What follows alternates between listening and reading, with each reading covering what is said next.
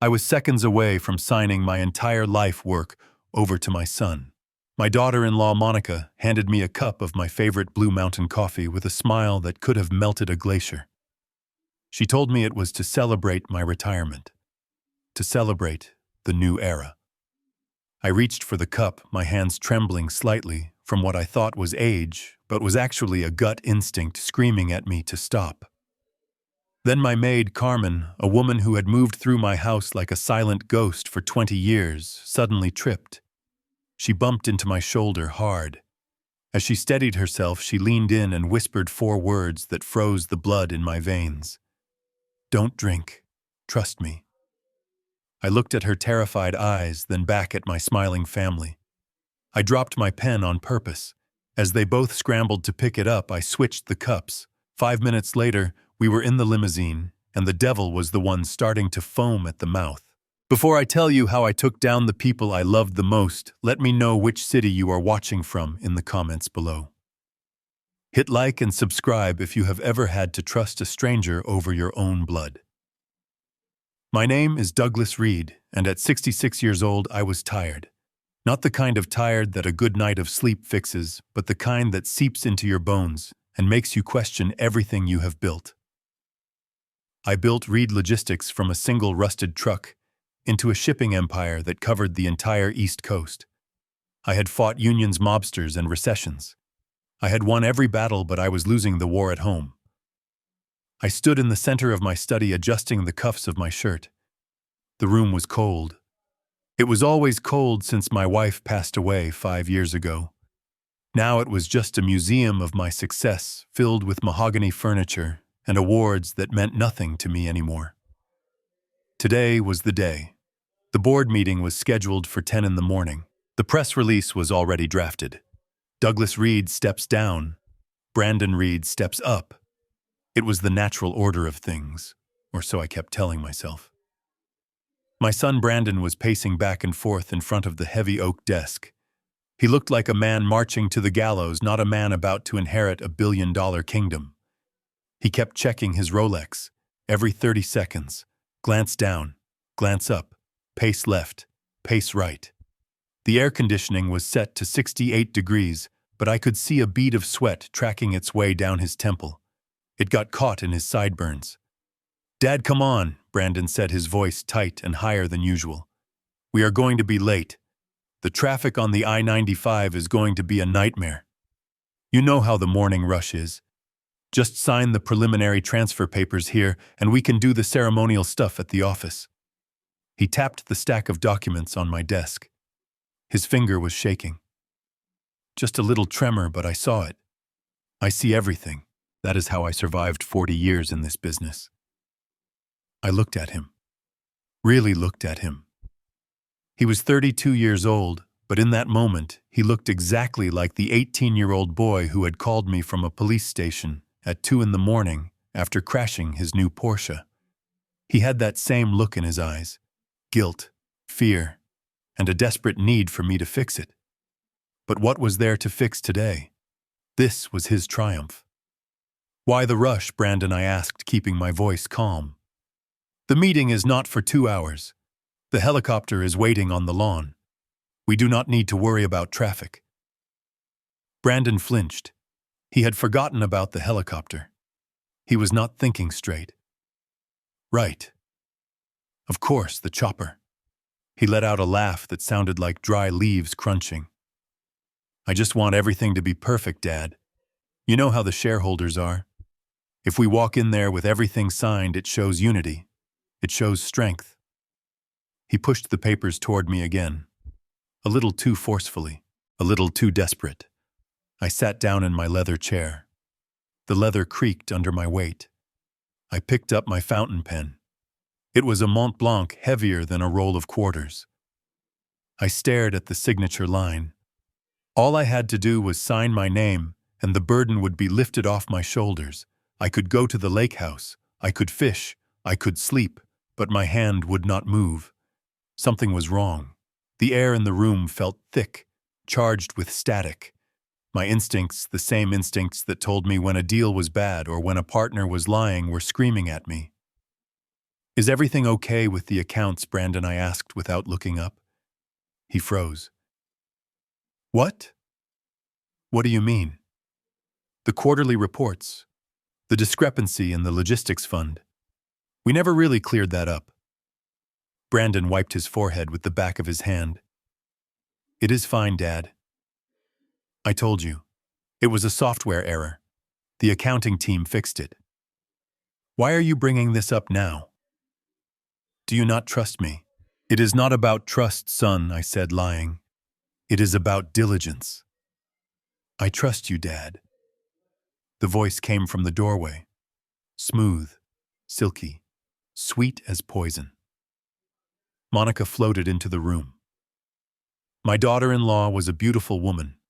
She was a former runway model, and she knew exactly how to use her appearance to disarm people. Today she was wearing a cream-colored power suit that probably cost more than my first truck. Her hair was pulled back in a severe bun, showing off her long neck and the diamond earrings I had bought her for Christmas. In her hands she carried a silver tray. On the tray were 2 cups. One was a tall glass of iced latte, the kind with almond milk, and 3 pumps of vanilla syrup that she drank every morning. The other was my black ceramic mug, steaming hot. I brought you some fuel, she said, walking over to the desk. Her heels clicked on the hardwood floor. A rhythmic, confident sound. Blue Mountain, freshly ground. Just the way you like it, Doug. She placed the mug in front of me. The smell hit me instantly. Rich, earthy. It was the best coffee in the world, and she knew it was my weakness. You are an angel, Monica, I said, putting the pen down. She smiled and the skin around her eyes crinkled, but there was no warmth in it. It was a smile she had practiced in front of a mirror. Drink up, she said softly. You need your strength for the big speech. Today is going to be a long day. She picked up her latte and took a sip, watching me over the rim of the glass. Brandon stopped pacing. He stood perfectly still, watching me too. They were like 2 statues waiting for a signal. I reached for the mug. The ceramic was warm against my cold fingers. I lifted it toward my lips. Suddenly, the service door swung open. Carmen came in carrying a basket of fresh towels. She was a small woman, sturdy and silent. She had been with us since Brandon was in diapers. She had cleaned up his vomit when he was sick. She had bandaged his knees when he fell. And she had held my hand at my wife's funeral when everyone else had gone home. Carmen was invisible to people like Monica and Brandon. Furniture with a heartbeat. But she was never clumsy. In 20 years, I had never seen her drop a spoon, let alone cause an accident. As she passed by the desk, her foot seemed to catch on the edge of the rug. She stumbled forward. The basket of towels went flying. Her shoulder slammed hard into my arm just as the cup touched my lips. Coffee splashed onto the desk. Not much, just a few drops, but enough to make me pull back. Oh my God, Carmen, Monica shrieked. Watch where you are going, you clumsy idiot. Carmen did not apologize to Monica. She did not even look at her. She grabbed a towel from the floor and started frantically wiping my sleeve.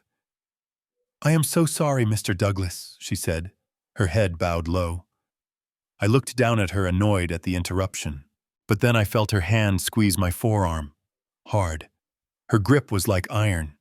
She leaned in close, pretending to wipe a spot on my shirt. Her lips were inches from my ear. Agua sucia. Do not drink. Trust me. The words were barely a breath.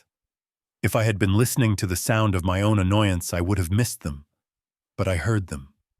Clear as a bell. Agua sucia. Dirty water. It was a phrase she used to use when Brandon was a toddler and tried to drink from puddles. But the way she said it now sent a jolt of electricity down my spine. She pulled back quickly, clutching the dirty towels to her chest. She looked at me for 1 second. Her dark eyes were wide, terrified, pleading. Then she turned and scurried out of the room before Monica could scream at her again. What is wrong with that woman? Monica hissed. grabbing a napkin to dab at the desk. "We should fire her. She is getting too old, Doug. She is losing her mind." I sat there frozen. My heart was hammering against my ribs like a trapped bird. Carmen would never risk her job unless it was life or death. She had just risked everything to warn me. I looked at the coffee. It looked normal. It smelled normal. But now the steam rising from it looked like a warning signal. Dad Brandon said, his voice tight with impatience, "Just drink the coffee and sign the papers. We have to go." He was pushing too hard. He was terrified. I took a deep breath, forcing my face to remain neutral. I had played poker with billionaires and negotiated with cartel leaders. I could handle my own son. "You are right," I said. I picked up the pen again. "But I am clumsy today. Nerves, I guess." I held the pen over the paper. My hand was shaking intentionally now. Oops. I let the heavy Mont Blanc pen slip from my fingers. It hit the edge of the desk and clattered onto the floor, rolling under the heavy oak chair. "Damn it," I muttered. "Here, let me get it," Brandon said, instantly diving to his knees. "No, I will get it," Monica said at the same time, moving to help him. They were both desperate to keep things moving. They both bent down, scrambling under the desk to retrieve the pen. Their heads were down. Their eyes were on the floor. This was my chance, my only chance. I moved with a speed I did not know I still possessed. My hand shot out. I grabbed my black mug. I grabbed Monica's tall latte glass. I crossed my arms, swapping their positions. I set Monica's latte in front of me. I set the black coffee, the poisoned coffee, in front of where she had been standing. It took 2 seconds. Maybe 3. "Got it," Brandon said, his voice muffled from under the desk. He popped back up, holding the pen like it was a trophy. Monica stood up beside him, smoothing her skirt. She looked flustered. "Here, Dad. Just sign." I took the pen. My pulse was roaring in my ears, but my hand was steady now. I looked at the latte in front of me. Then I looked at the black coffee in front of Monica. "Thank you, son," I said. I signed the papers, not the important ones, just the preliminary intent forms, meaningless without the board vote. But to them, it looked like victory. "There," Brandon said, letting out a breath he must have been holding for an hour. "Done." "Cheers to that," Monica said. She reached for the black mug. My stomach twisted. Part of me wanted to scream. Part of me wanted to slap the cup out of her hand. This was family. This was the woman who had married my son. This was the woman who sat at my Thanksgiving table. But then I remembered Carmen's eyes. I remembered the sweat on Brandon's face. I remembered the text messages I had ignored, the whispers I had pretended not to hear. Monica lifted the cup. "To the future," she said, smiling at me. "To the future," I echoed, lifting her latte. I took a sip. It was sweet, cloying, too much vanilla. But it was safe. Monica took a long, deep swallow of the black coffee. She closed her eyes, savoring it. She hummed. Delicious. She took another sip, then another. She drained half the cup. I watched her, feeling a cold darkness spread through my chest. I had just declared war, and the first casualty was already walking dead. "Let's go," Brandon said, clapping his hands together. "The limousine is waiting to take us to the chopper." Monica set the half-empty cup down. She linked her arm through mine. "Ready for your big day, Doug?" she asked. I looked at her. Really looked at her. I wondered how long it would take. I wondered what they had put in it. Arsenic, cyanide, or something slower, something that would make me look confused and incompetent in front of the board.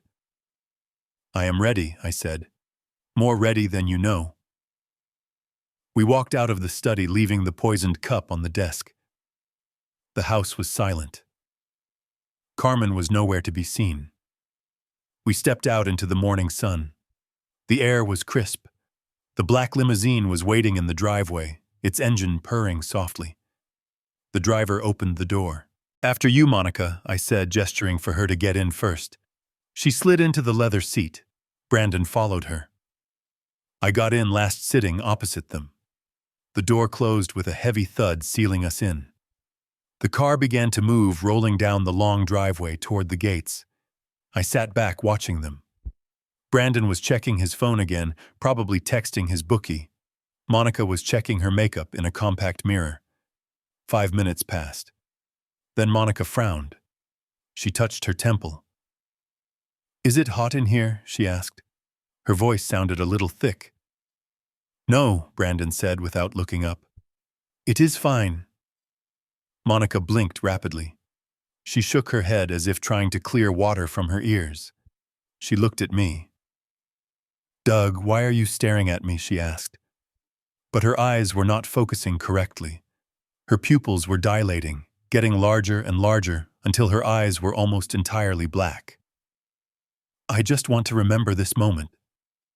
"Monica," I said, leaning back and crossing my legs. She let out a giggle. It was a high-pitched sound that did not match the situation. "You are funny, Doug," she said. You are glowing." "Why is he glowing, Brandon?" Brandon looked up, annoyed. "What are you talking about, babe?" The car hit a bump. Monica swayed in her seat. Her smile was starting to look stretched, unnatural. "I feel amazing," she whispered. "I feel like I could fly." She started to laugh again, louder this time. She clawed at the collar of her expensive suit jacket. "It is too hot," she complained. "Why is the sun so loud?" I checked my watch. We were 10 minutes away from the office. The drug was hitting her fast. Whatever it was potent, and it was meant for me. I looked out the window, watching the trees blur by. "Hold on tight, kids," I thought to myself. The ride is just getting started. The elevator ride to the 45th floor was the longest 90 seconds of my life. The silence in the small metal box was heavy enough to crush a man. My son Brandon was vibrating with nervous energy. He kept adjusting his tie, smoothing his suit jacket, and checking his reflection in the polished steel doors. He looked like a man walking to his execution, not his coronation. Beside him, Monica was humming a low, tuneless melody. She was swaying slightly on her heels. The drug was working faster than I anticipated. The coffee I had watched her drink was coursing through her veins, but she still thought it was just the caffeine kicking in. I stood with my back straight, staring at the floor numbers ticking up. 43, 44, 45. The doors slid open with a soft chime. We walked into the boardroom of Reed Logistics. It was a space designed to intimidate. 3 walls were floor-to-ceiling glass, offering a panoramic view of the city I had helped build. The 4th wall was lined with portraits of the company founders, ending with a large oil painting of me. In the center of the room sat a massive table made of black walnut, long enough to land a small plane on. Seated around it were 12 of the most powerful people in the state, my board of directors. They were men and women with hearts made of calculator keys and blood made of ink. They did not care about family. They did not care about loyalty. They cared about the stock price and the quarterly dividend. Harvey, my longtime lawyer, and the only friend I had in this room, gave me a subtle nod from the end of the table. He looked concerned. He had seen the preliminary papers Brandon had forced me to sign, but he knew I had a plan. Or at least he hoped I did. The back of the room was lined with reporters and photographers. Brandon had invited them. He wanted his moment of glory to be broadcast live. He wanted the world to see the old lion finally surrender the pride to the young cub. I took my seat at the head of the table. The leather chair felt like a throne I was about to abdicate. Brandon sat to my right. Monica sat to my left. She let out a loud sigh as she sat down, throwing her head back against the headrest. A few board members exchanged confused glances. Monica was usually the picture of icy professionalism. Today she looked flushed. Her skin had a sheen of sweat that caught the fluorescent lights. "Good morning, everyone," I said. My voice was steady. I placed my hands on the table. They were not shaking. "Thank you for coming on such short notice. We are here today to discuss the future of this company, a future that some believe requires new blood." Brandon cleared his throat loudly. He slid a thick binder across the table toward the board members. As my father is trying to say, Brandon interrupted, his voice cracking slightly. "Today marks a historic transition. My father has decided, due to health reasons, to step down as CEO effective immediately. He recognizes that his cognitive decline has made it difficult to manage a modern logistics empire." The phrase cognitive decline hung in the air like a bad smell. I saw Harvey stiffen. I saw the reporters scribble furiously in their notepads.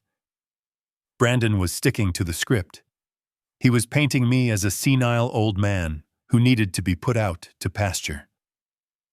I turned to look at Monica. She was supposed to be nodding in solemn agreement.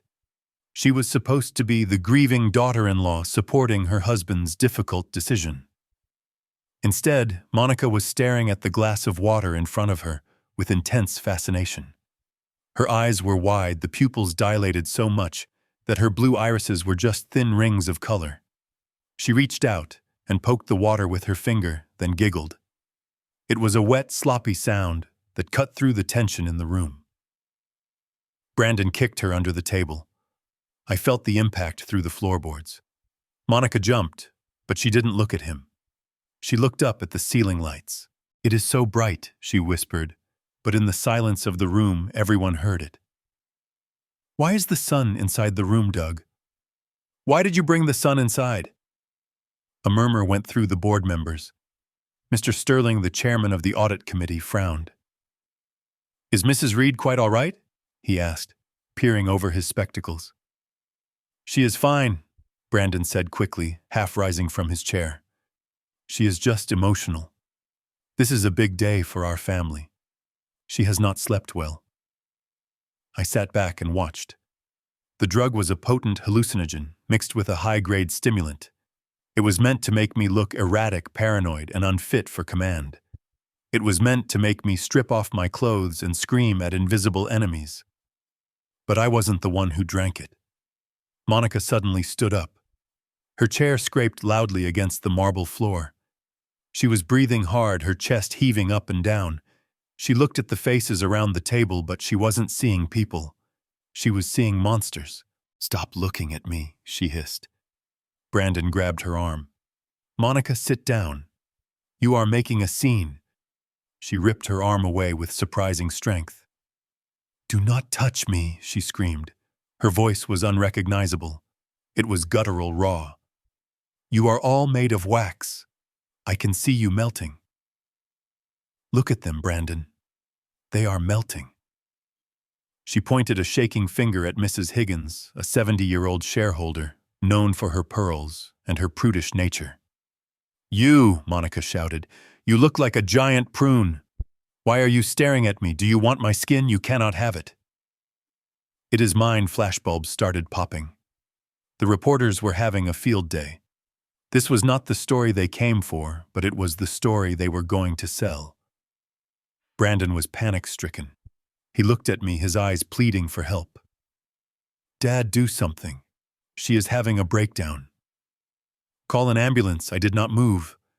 I folded my hands over my stomach. "She seems to have a lot to say, Brandon," I said calmly.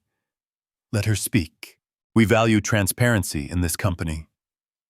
Monica let out a high-pitched screech. She grabbed the collar of her expensive cream suit and ripped it open. Buttons popped off and pinged against the glass table like hail. "It is burning," she yelled. "The air is on fire." She kicked off her heels. One of them flew across the room and hit the portrait of my grandfather. Then, to the absolute horror of the board, she climbed onto the table. She crawled on her hands and knees across the polished walnut surface, scattering papers and overturning water pitchers.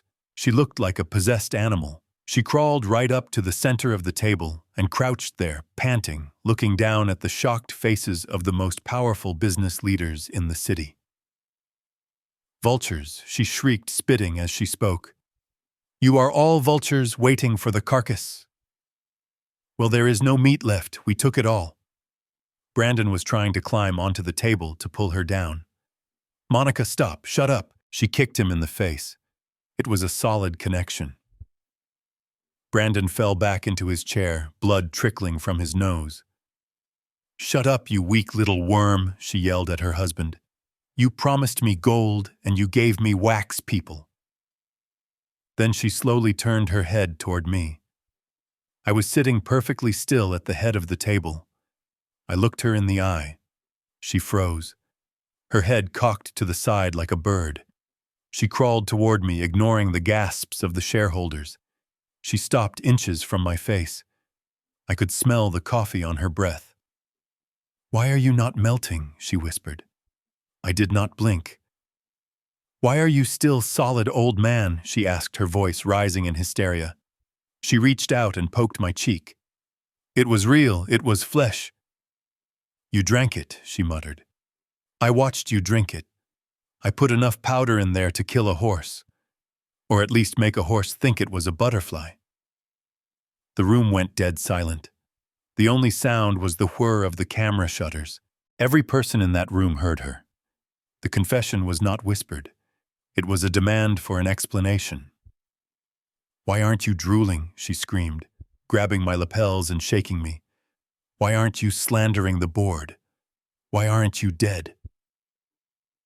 I gently removed her hands from my jacket. I stood up. I looked at the reporters, then at the board members, and finally at my son, who was holding a handkerchief to his bleeding nose. Ladies and gentlemen, I said, my voice projecting to the back of the room. It appears my daughter-in-law is unwell. I believe this concludes the discussion about my mental fitness. Monica let out a wail of frustration. She lunged for me, her nails aimed at my eyes. Why won't you die? You stubborn old fossil. We need the money. The Russians are going to kill us if we don't pay them by Friday. Security, I barked. 2 large guards burst through the doors. They had been waiting for my signal. They grabbed Monica, who was now biting and scratching like a wildcat. They dragged her off the table and towards the exit. As she was hauled away, kicking and screaming obscenities that would make a sailor blush, she kept locking eyes with me. It was the coffee, she shrieked. It was the Blue Mountain, I made it for you. The doors slammed shut, cutting off her voice. I adjusted my tie. I looked down at the mess on the table. The spilled water, the scattered papers, the blood from my son's nose. I looked at Brandon. He was shrinking in his chair, trying to make himself invisible. I believe we have some restructuring to do, I said to the board. Meeting adjourned. Brandon lunged at her, his hands clamping over her mouth in a desperate attempt to silence the madness. It was a scene straight out of a Greek tragedy. My son, the future CEO of a billion-dollar company, wrestling his drug-addled wife on top of the boardroom table. But Monica was possessed by a chemical strength that Brandon was not prepared for. She bit down on his hand. Hard.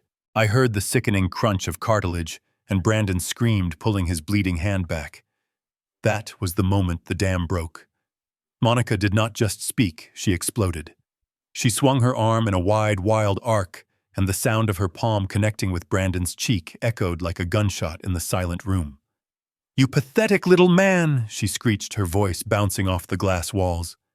Do not tell me to shut up. I am the only reason you are still alive. I am the one fixing your messes while you cry in the bathroom. She turned to the horror-struck board members, her hair wild, her eyes looking in 2 different directions. You think he is a leader, she laughed, pointing a shaking finger at Brandon, who was holding his cheek in disbelief. He is a gambler, a loser. He owes $5 million to people who cut off fingers for fun. $5 million. And do you know how he paid the interest last month? Ask him. Ask the prodigal son. Brandon tried to grab her again, pleading with his eyes, but she kicked him away. He sold the Jersey warehouses, she screamed. Sold them for cash under the table to a shell company. He sold your assets to save his own skin. The room gasped. It was a collective intake of breath that sucked the air out of the room. Mr. Sterling dropped his pen. The reporters who had been furiously typing stopped. This was not just a family breakdown anymore. This was corporate embezzlement. This was a crime. Monica was not done. She was fueled by the toxins coursing through her blood, toxins that stripped away every filter, every lie, and every social grace. "He is broke," she yelled, tears streaming down her face, mixing with her ruined mascara. "We are broke. That is why the old man had to go. We needed the trust fund. We needed the control." She looked at me then. Her eyes were filled with a terrifying mixture of hatred and confusion. "Why are you not signing?" she whispered hoarsely. "Just sign the paper, Doug. The Russians are waiting." That was enough. I nodded to the head of security who was standing by the door, looking pale. "Get her out," I said calmly, "and call a doctor." 2 large men moved in. They were professionals, but even they struggled to contain her. Monica fought like a wild animal. She kicked over a pitcher of ice water, sending cubes skittering across the mahogany table. She grabbed onto the edge of the doorframe, her fingernails leaving deep scratches in the wood. It was the coffee, she screamed as they dragged her down the hallway. Her voice was fading, but the words hung in the air, heavy and damning. He drank the coffee. Why is he not crazy? The heavy double doors slammed shut, cutting off her screams. The silence that followed was heavy, thick, suffocating. Brandon stood alone at the head of the table. His suit was disheveled. His nose was bleeding. His hand was bleeding. But his reputation was hemorrhaging faster than any physical wound. He looked at the board members, searching for a sympathetic face. He found none. He looked at the reporters. They were already on their phones calling their editors. Then came the sound that sealed his fate. It was a soft digital ping from the large monitor on the wall. The stock market tracker. All eyes turned to the screen. The ticker symbol for Reed Logistics was blinking red. A steep vertical line plummeted downwards. In the span of 3 minutes, our stock had dropped 12%. Millions of dollars in value evaporated in real time. The market reacts fast to uncertainty, but it reacts even faster to madness. Mr. Sterling stood up. His face was gray. "Douglas," he said, his voice shaking. "Is this true? Did he sell the Jersey warehouses?" I did not answer him immediately. I stood up slowly, buttoning my jacket. I walked over to the window and looked out at the city. I needed them to see my back. I needed them to see that I was the only thing standing between this company and total ruin. I turned around. I looked at my son. He was trembling. He knew that the immunity of being a Reed had just expired. "I will launch a full internal audit immediately," I said, my voice low and cold. "Every transaction, every asset, every email sent in the last 5 years. If company assets were sold illegally, we will recover them, and we will prosecute those responsible to the full extent of the law." "Dad," Brandon whispered. "Dad, please." I ignored him. I looked at the board. As for the leadership transition, I continued, my voice rising just enough to command absolute authority. "It is clear that my son is facing significant personal and financial challenges. Challenges that make him unfit to lead a lemonade stand, let alone a logistics empire." I paused, letting the words sink in. "The transfer of power is cancelled, indefinitely. I remain the CEO and chairman of Reed Logistics. Effective immediately, Brandon Reed is relieved of all executive duties pending the investigation. Security will escort him from the building." Brandon collapsed into his chair, burying his face in his hands. He made a sound like a wounded animal, but I felt nothing. No pity, no sadness, just the cold, hard clarity of survival. He had tried to poison me. He had tried to erase me. Now he was learning that you do not strike the king unless you are sure you can kill him. I walked past him toward the door. I did not stop. I did not put a hand on his shoulder. "Meeting adjourned," I said. As I walked out of the boardroom, leaving the chaos behind me, I checked my watch. The drug in Monica's system would last for another 2 hours. Enough time for the police to arrive at the hospital. Enough time for the drug test results to come back. I walked to the elevator, my steps echoing in the empty hallway. I was alive. I was in control. And I was just getting started. The first domino had fallen, and it had made a beautiful sound. Now it was time for the rest of them to come crashing down. The smell of a hospital is unmistakable. It is a cocktail of rubbing alcohol floor wax and human misery. I sat in the private waiting room of St. Jude's Medical Center, staring at a generic abstract painting on the wall. It looked like a chaotic splash of red paint which felt appropriate given the afternoon I had just survived. My son Brandon was standing by the nurse's station talking to Dr. Evans. He was waving his hands frantically, his voice a hushed whisper that carried down the empty hallway. I did not need to be standing next to them to know what was happening. I had spent 40 years negotiating contracts. I knew the body language of a man trying to sell a lie that he had not fully rehearsed. Brandon ran a hand through his hair, messing up the expensive cut. He looked exhausted. He looked terrified. But he did not look like a husband worried about his wife. He looked like a criminal worried about his alibi. I sat perfectly still, my hands folded in my lap. To anyone passing by, I was just a concerned father waiting for news. Inside, I was a glacier, cold, hard, immovable. The love I had held for my son for 32 years, the love that had blinded me to his faults and his failures, was slowly freezing over, turning into something sharp and dangerous. Dr. Evans nodded, writing something on his clipboard. He looked sympathetic. He was a good doctor, but he was naive.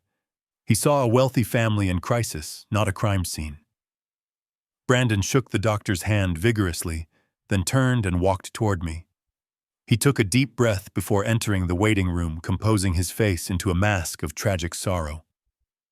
It was a bad performance. I had seen better acting from truck drivers trying to explain a late delivery. Dad, Brandon said, his voice cracking just the right amount. "It is bad." I looked up at him. My face remained neutral, a blank canvas for him to paint his lies on. "What did the doctor say, son?" Brandon sat down next to me, sinking into the vinyl chair. He leaned forward, elbows on his knees, head in his hands. "It is postpartum psychosis," he said. I blinked. I had to physically restrain myself from laughing. It would have been a bitter, dark laugh. "Postpartum," I repeated slowly. "Brandon, your son is 10 years old. Monica has not been pregnant in a decade." Brandon looked up quickly, his eyes darting around the room. "It is delayed, Dad. Rare, but it happens."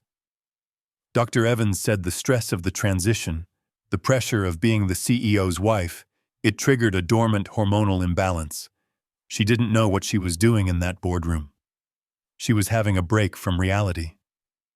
He reached out and grabbed my hand. His palm was sweaty. "She didn't mean those things she said. About the money. About the warehouses. It was the psychosis talking. She was hallucinating." I looked at my hand in his. I remembered teaching that hand how to throw a baseball.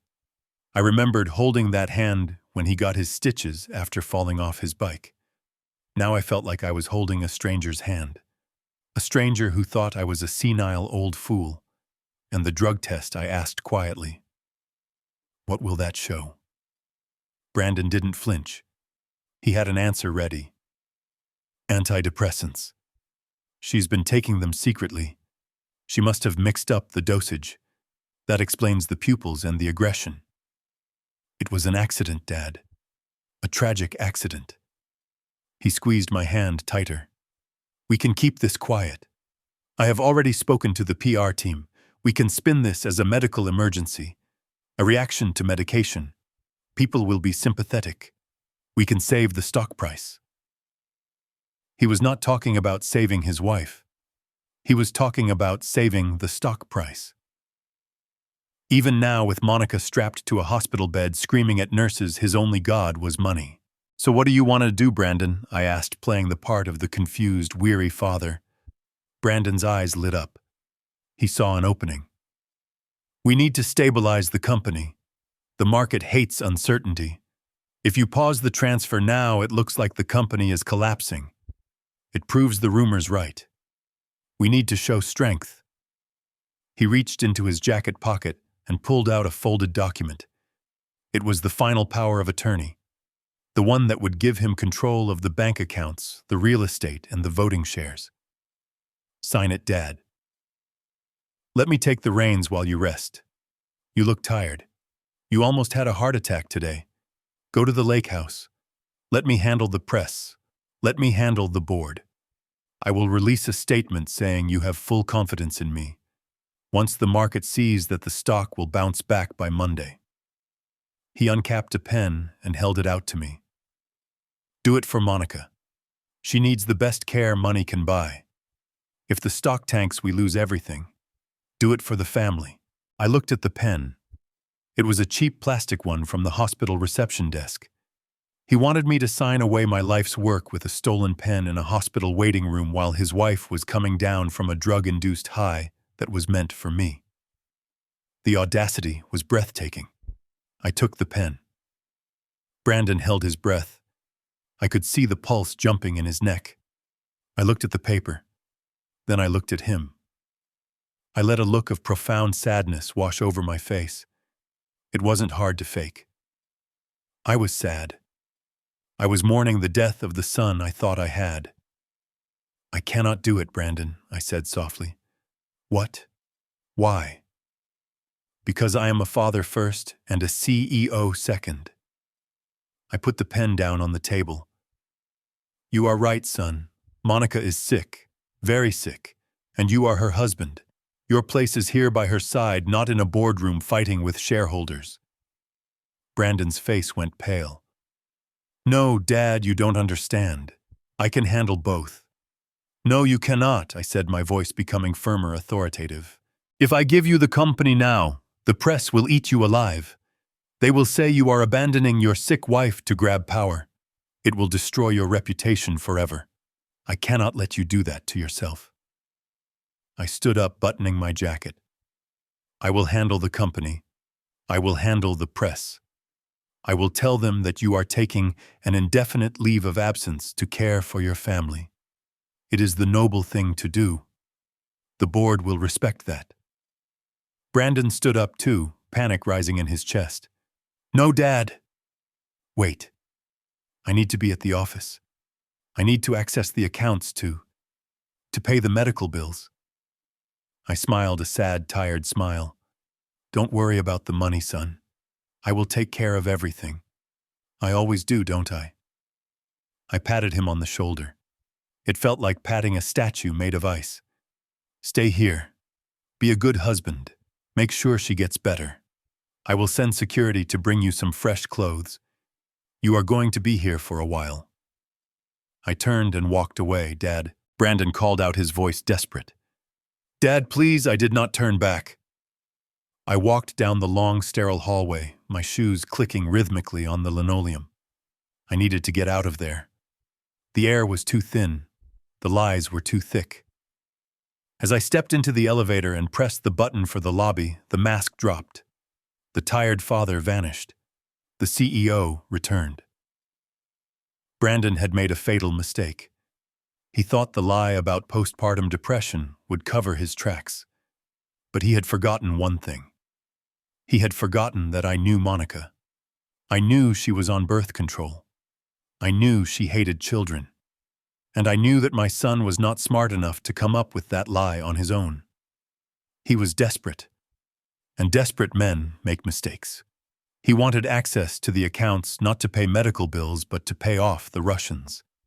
He needed that signature because without it, he was a dead man walking. Well, he was right about one thing. He was walking toward a cliff. But I wasn't going to save him. I was going to grease the edge. I pulled out my phone as the elevator descended. I dialed a number I had not used in years.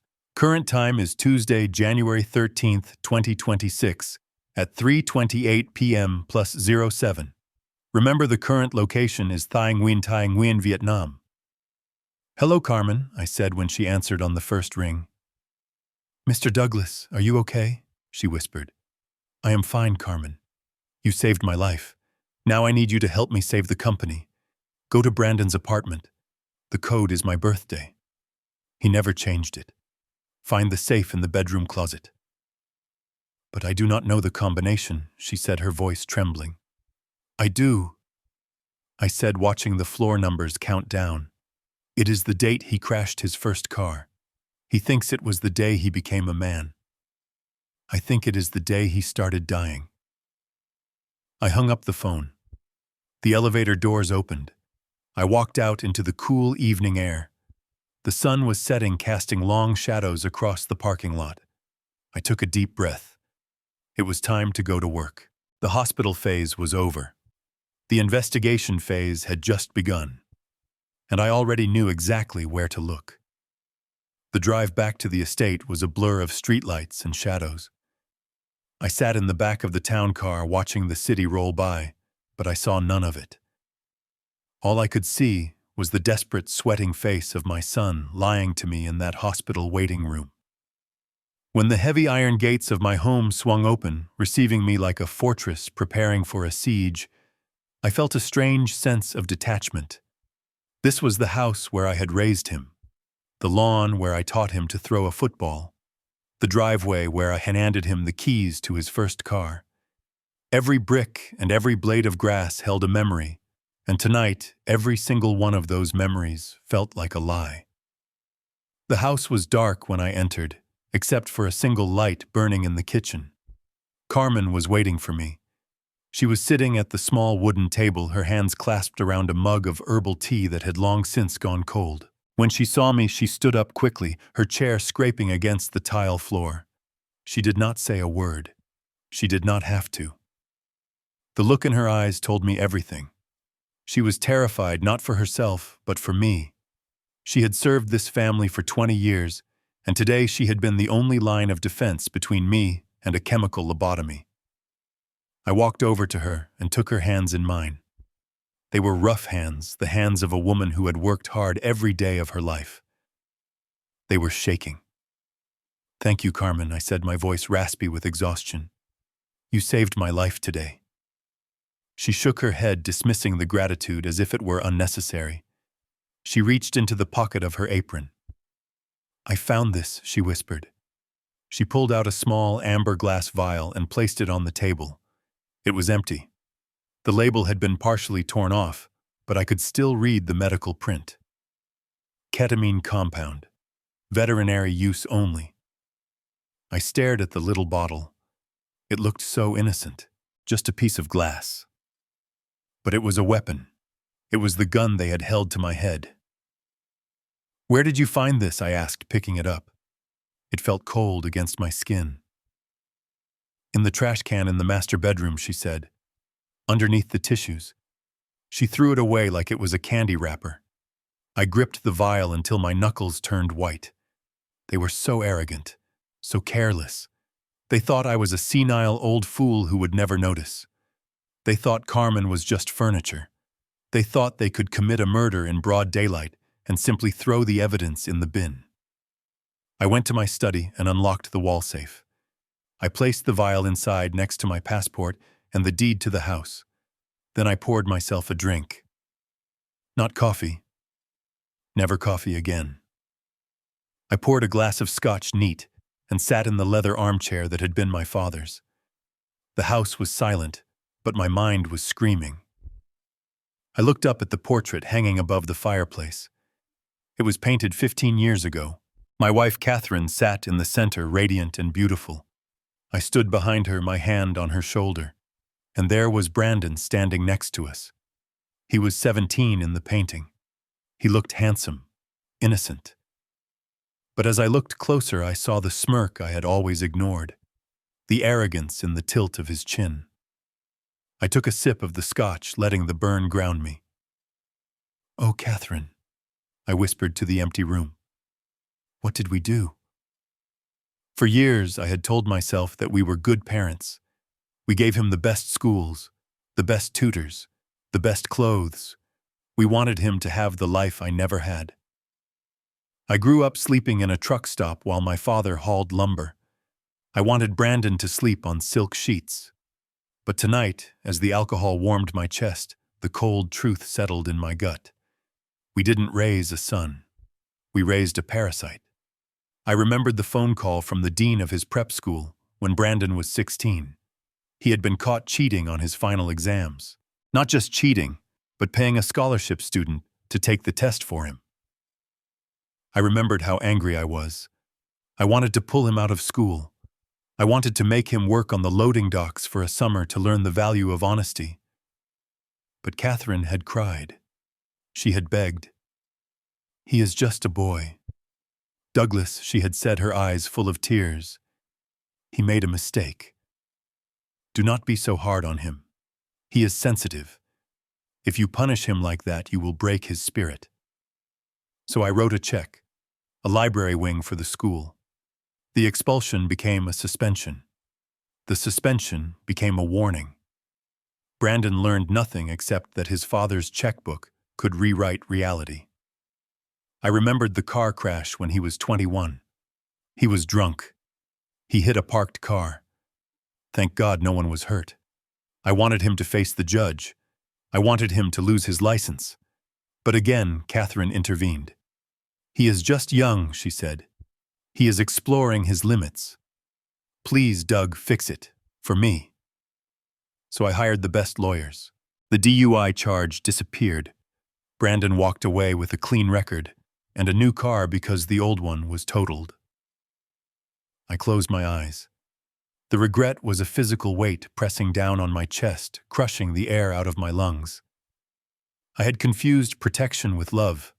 I had confused spoiling with providing. I had removed every obstacle from his path, and in doing so, I had crippled him. He had never struggled, so he had never grown strong. He had never failed, so he had never learned humility. And now that the money was running out, he didn't know how to earn more. He only knew how to take, and the only thing left to take was my life. Blind love is poison, I said aloud, and I have been feeding it to him for 30 years. I finished the drink in one swallow. The sadness was still there, but it was changing. It was hardening. It was turning into the cold resolve that had built my empire. I could not change the past. I could not bring Catherine back to tell her we were wrong, but I could change the future. I picked up my phone.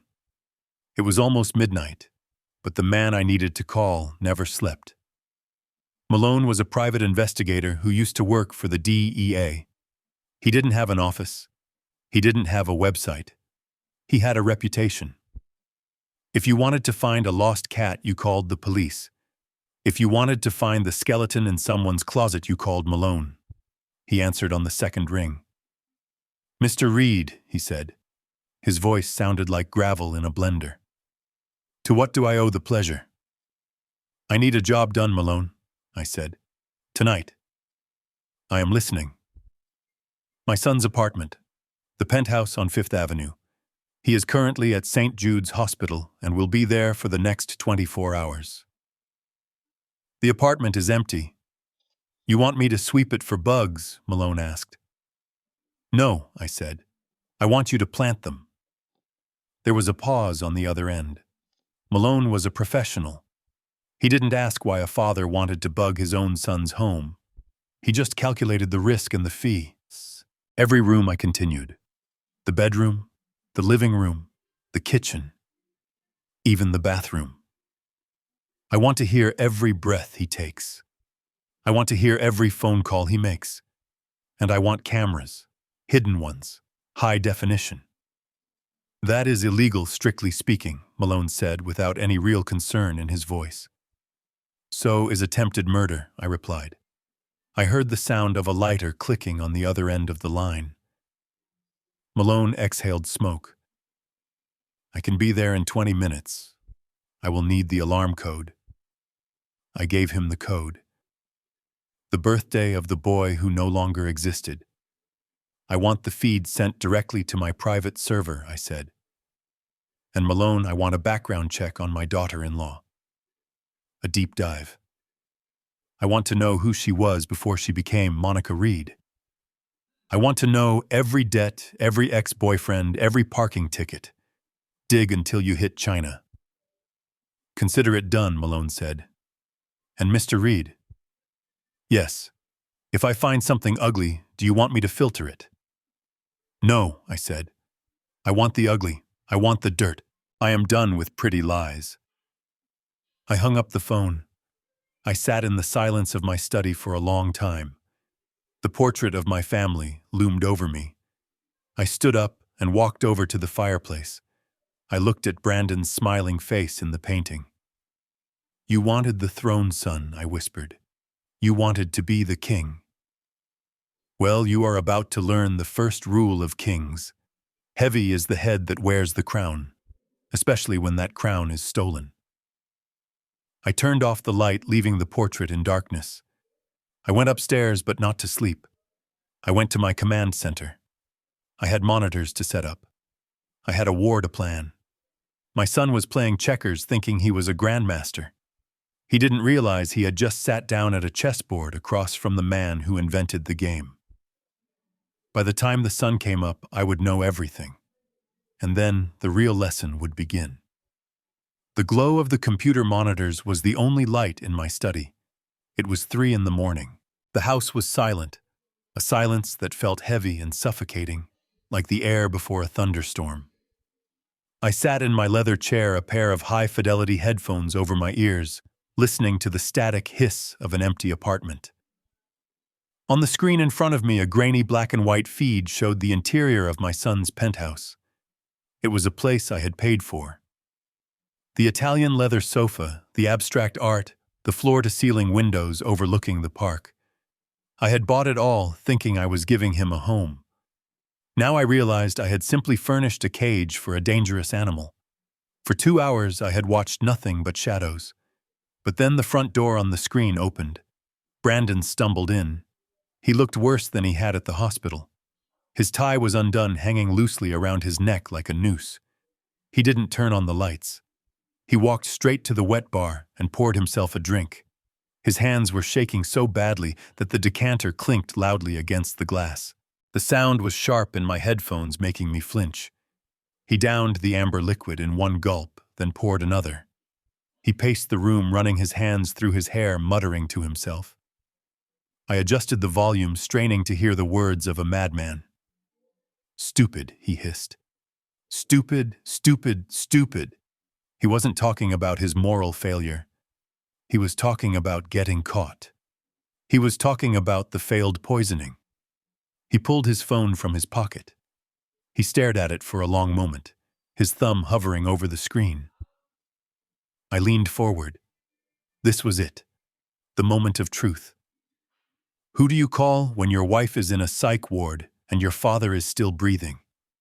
He dialed.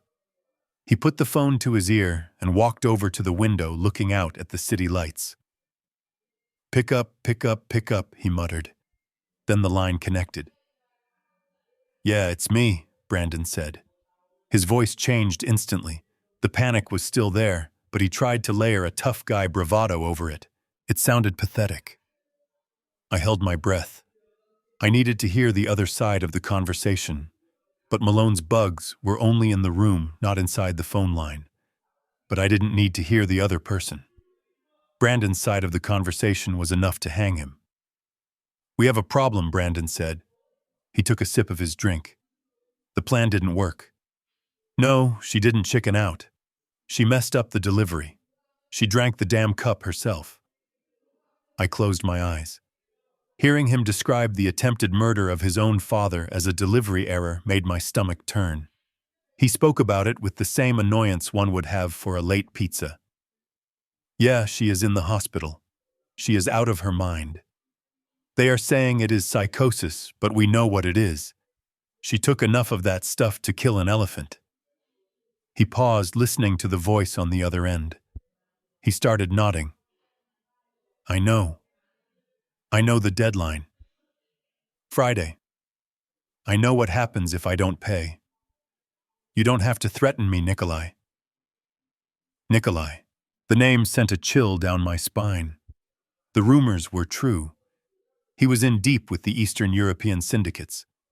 These were men who didn't file lawsuits. They filed bodies. Look, the old man is still alive, Brandon said, his voice dropping lower. But he is weak. He is scared. He thinks Monica just went crazy. He doesn't suspect a thing. He is trusting me to handle the business while he goes away. I gripped the armrests of my chair. The lie came so easily to him. Yeah, he is going to the lake house in Tahoe this weekend. He wants to clear his head. He is driving up there alone. He loves that vintage Jaguar of his. He never lets anyone else drive it. My heart began to hammer against my ribs. The Jaguar, my pride and joy, a 1965 E-Type. Brandon knew I loved that car almost as much as I used to love him. So we go to Plan B, Brandon said. And this time there can be no mistakes. He turned away from the window and walked back toward the camera. I could see his face clearly now. His eyes were cold. Dead. There was no conflict in them. No hesitation. The road to Tahoe is steep, he said. Lots of hairpin turns. Lots of cliffs with no guardrails. It is a dangerous drive, especially for an old man with slow reflexes. He took another drink, a smile creeping onto his face. A smile that looked disturbingly like the one Monica had worn before she went mad. I need you to send your mechanic. The one who did the job on the union rep last year. I can get him into the garage tomorrow night. The old man sleeps like the dead. I felt a tear roll down my cheek. It was hot and angry. I wiped it away quickly. I would not cry for him. Not anymore. Just cut the brake line, Brandon said. But don't sever it completely. Just weaken it. Make it look like wear and tear. I want it to snap when he hits the brakes on the Devil's Drop curve. He will go right over the edge. 500 feet down. Boom, closed casket. He laughed. He actually laughed.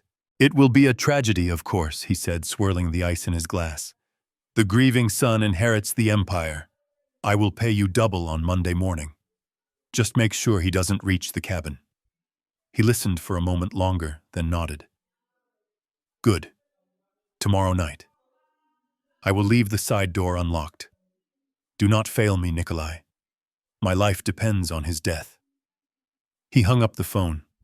He tossed it onto the sofa and let out a long sigh of relief. He looked like a man who had just solved a difficult math problem. He stretched his arms over his head, cracked his neck, and walked toward the bedroom. I took off the headphones. My hands were trembling not from fear, but from rage. A pure, distilling rage that clarified everything. Plan B. The classic way. Brake failure on a mountain pass. It was a cliché from a bad movie, but in real life it was effective. It was brutal. And it was final. He was going to kill me. My son was actively, excitedly planning to murder me to pay off a gambling debt. The umbilical cord was finally cut.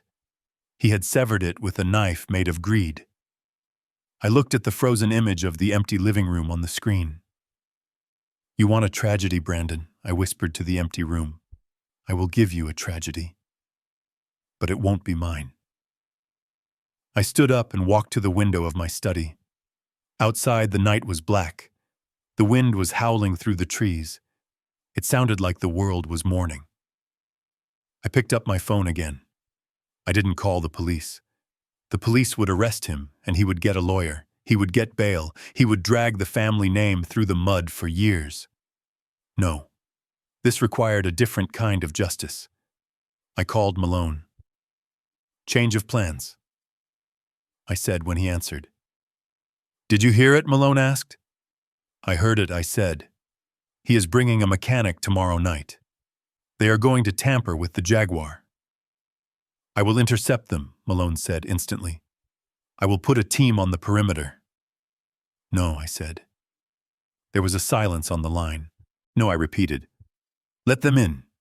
Let them do it." Mr. Reed Malone said, his voice cautious. "That is suicide." "It is not suicide, Malone.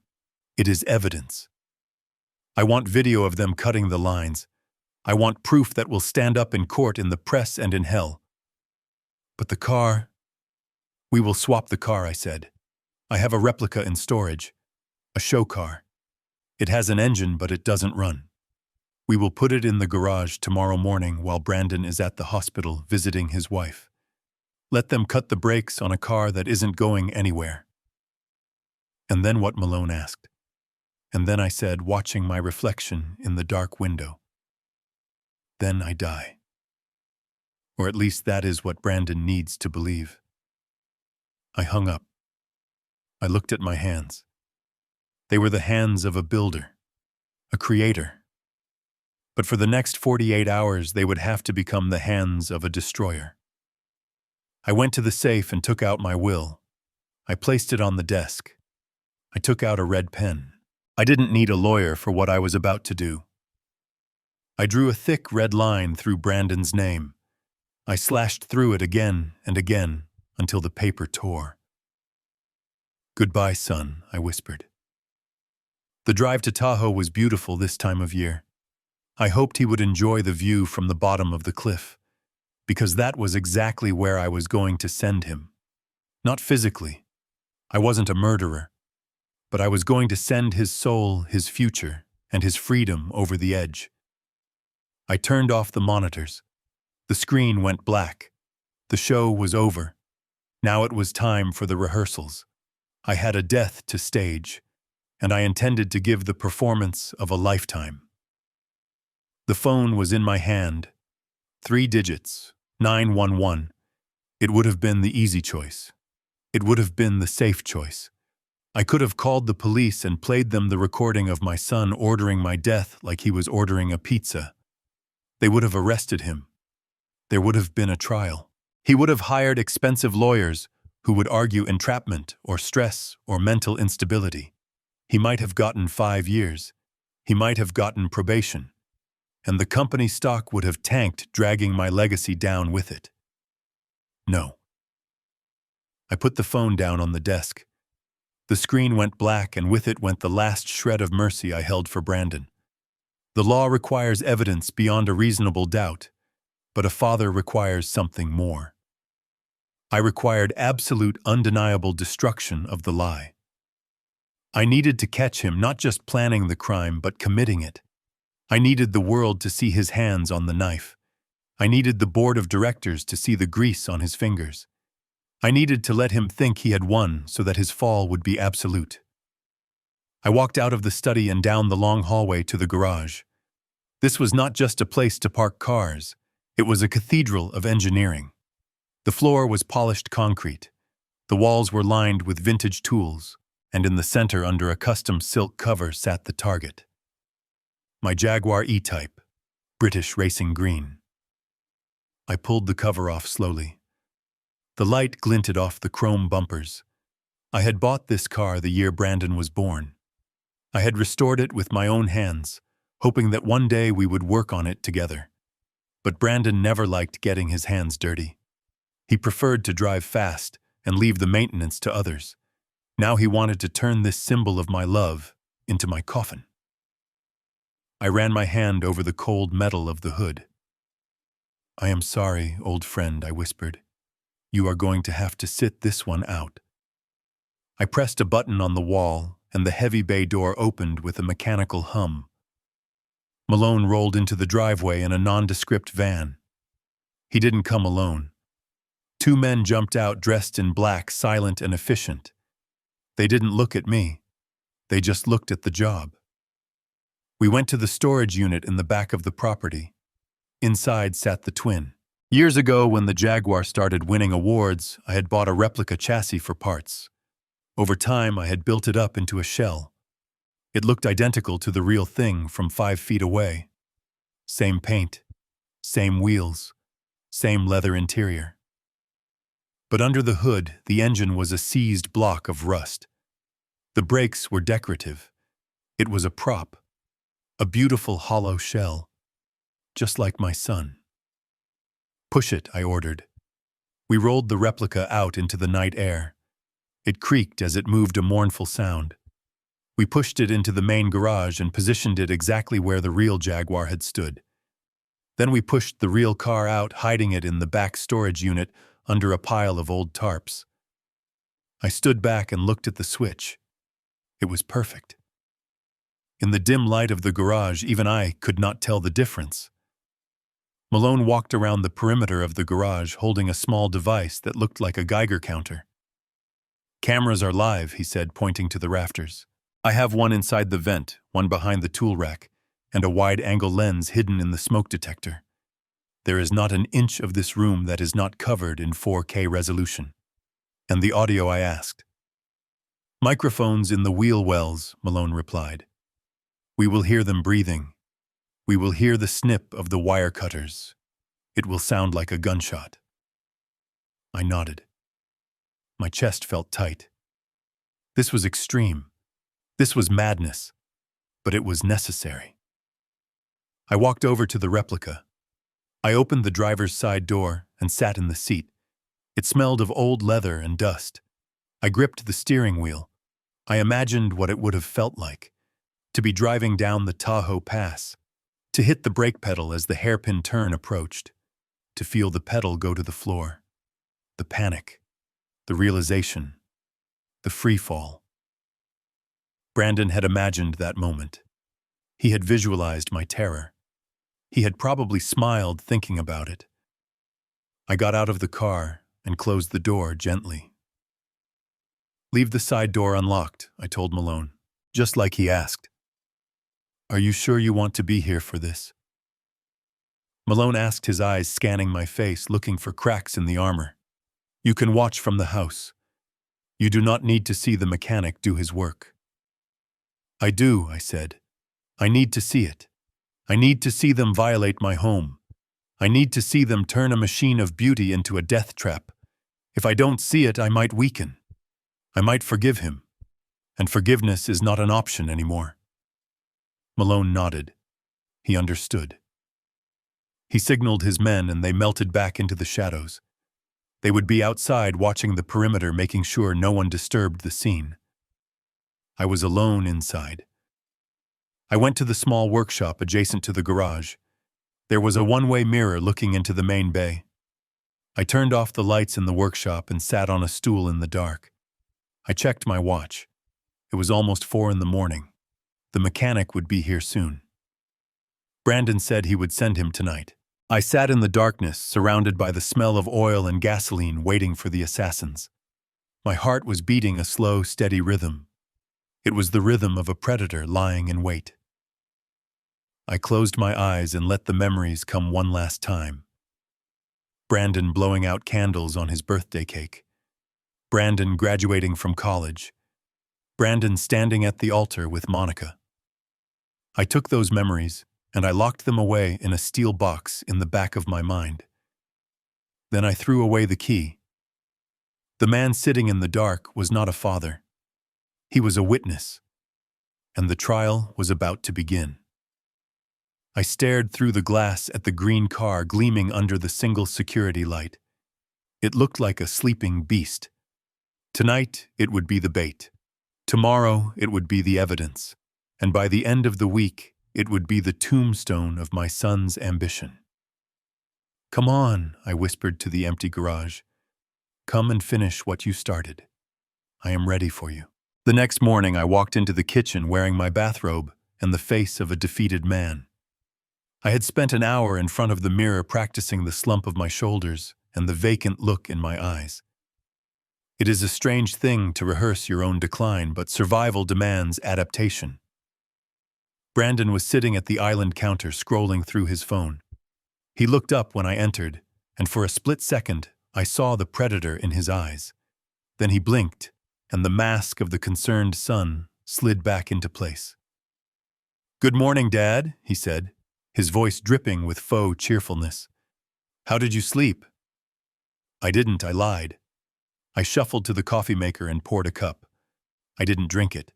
I just held it, letting the steam warm my face. "I cannot stay here, Brandon," I said, staring out the window at the gray sky.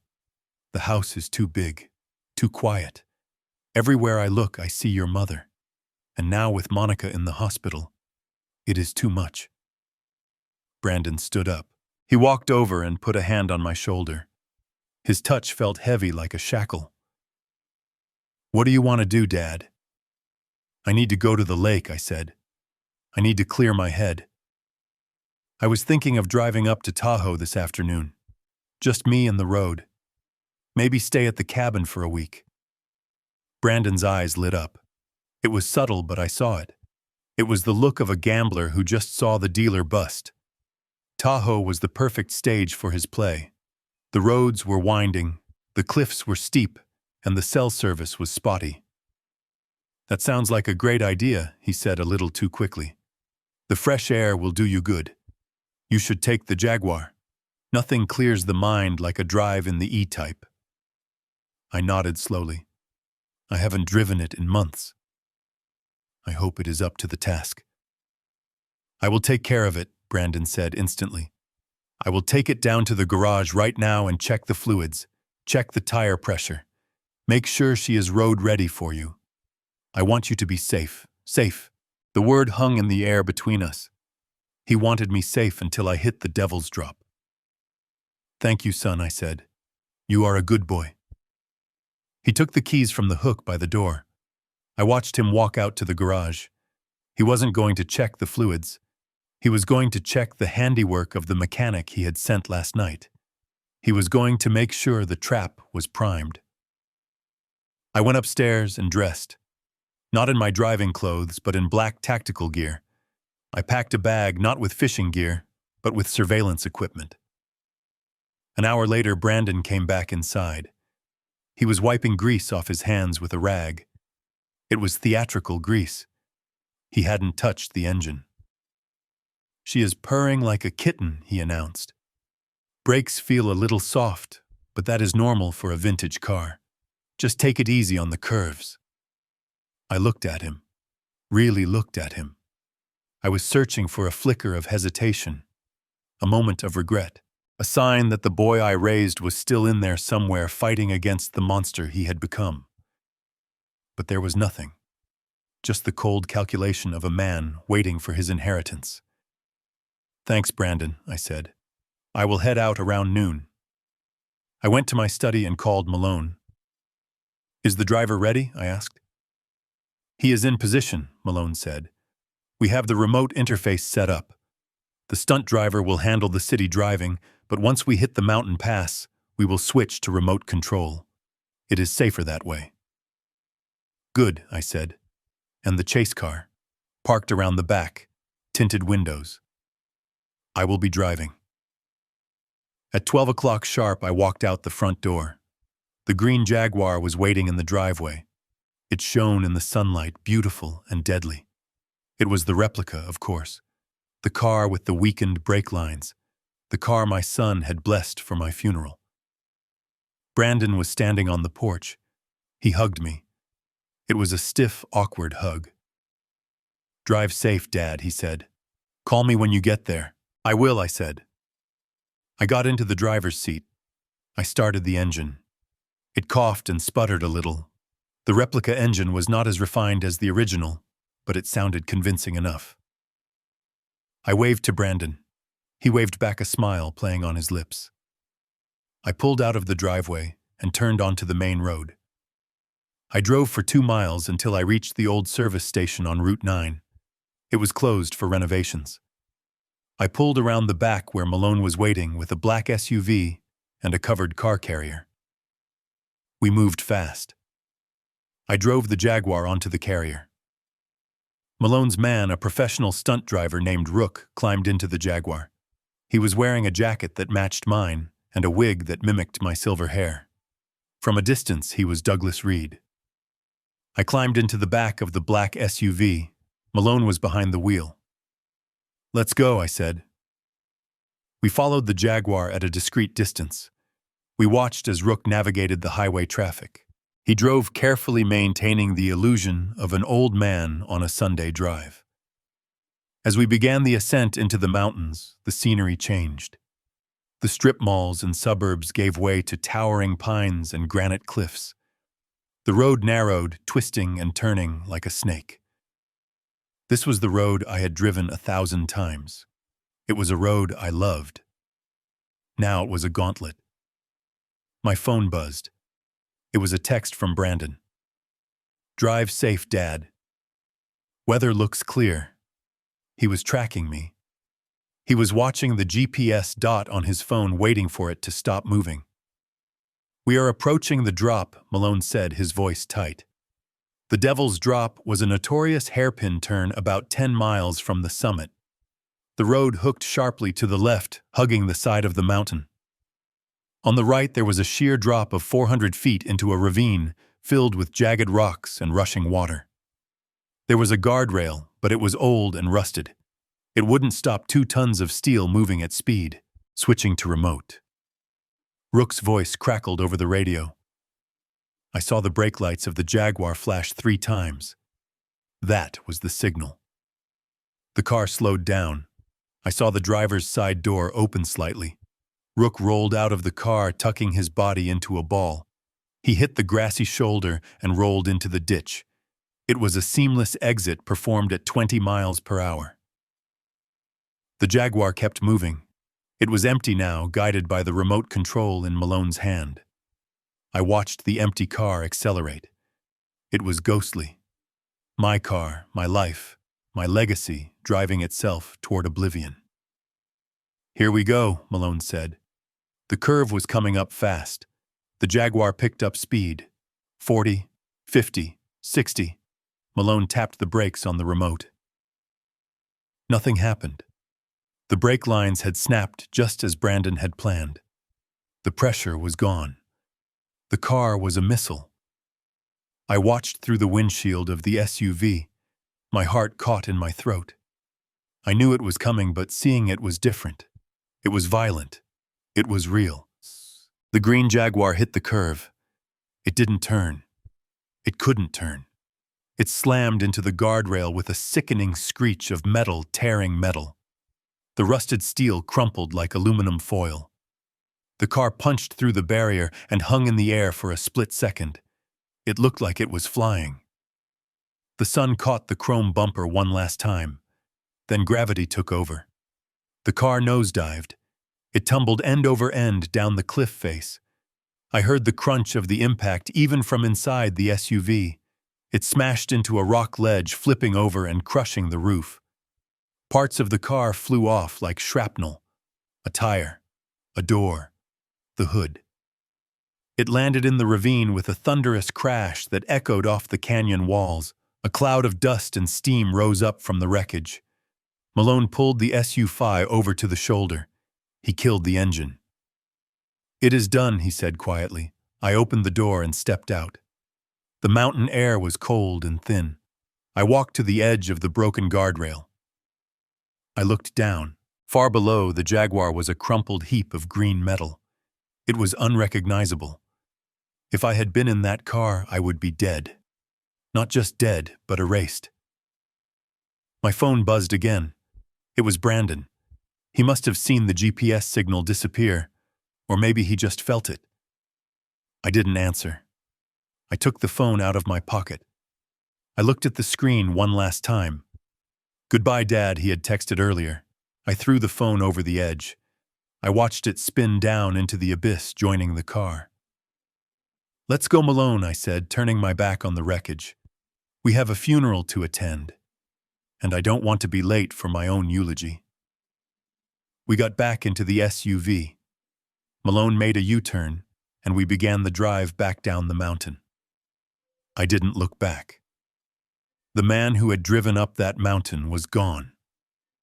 The Douglas Reed, who believed in family, who believed in second chances, who believed that love could conquer greed, he died in that ravine.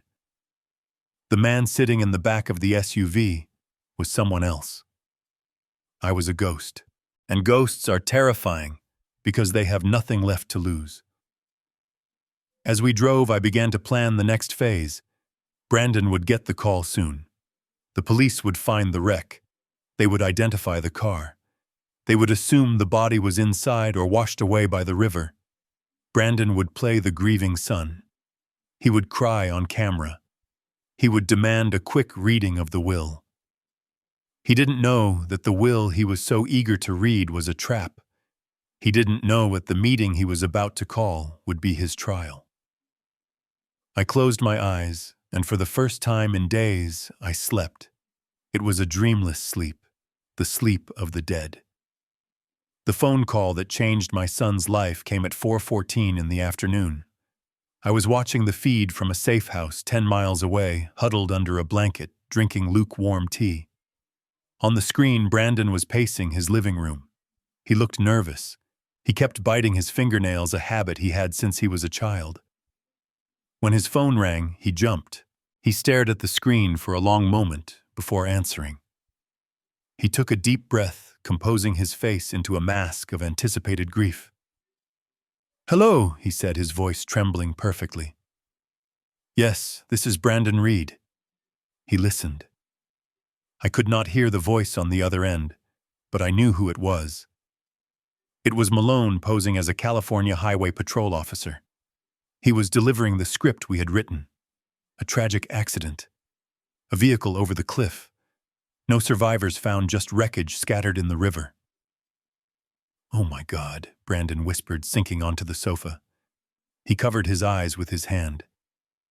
"Are you sure? Is there any chance he—" He paused, listening again. "I understand. Thank you, officer. Please keep me updated." He hung up the phone. He sat there with his face buried in his hands for 10 seconds. I watched him closely, searching for a single tear, a tremor of regret, a gasp of realization that he had just murdered his father. But then he lowered his hands. His face was dry, his eyes were bright. He let out a long, slow exhale. It was not a sigh of sorrow. It was a sigh of relief. The tension left his shoulders. He leaned back against the cushions and stared up at the ceiling. A slow smile spread across his face. It was the smile of a man who had just won the lottery. Finally, he whispered to the empty room, "It is over."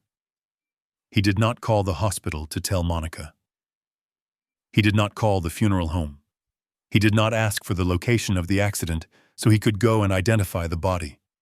He did not care about the body. He only cared about the vacancy. He stood up and walked to the wet bar. He opened the small wine fridge and pulled out a bottle. I recognized it immediately. It was a Dom Perignon 2008, a bottle I had given him for his 30th birthday. I told him to save it for a special occasion, for a wedding, for the birth of a child. He popped the cork. The sound was sharp, like a pistol shot in the quiet apartment. Froth spilled over his hand, but he did not care. He poured the golden liquid into a crystal flute. He held it up to the light, admiring the bubbles.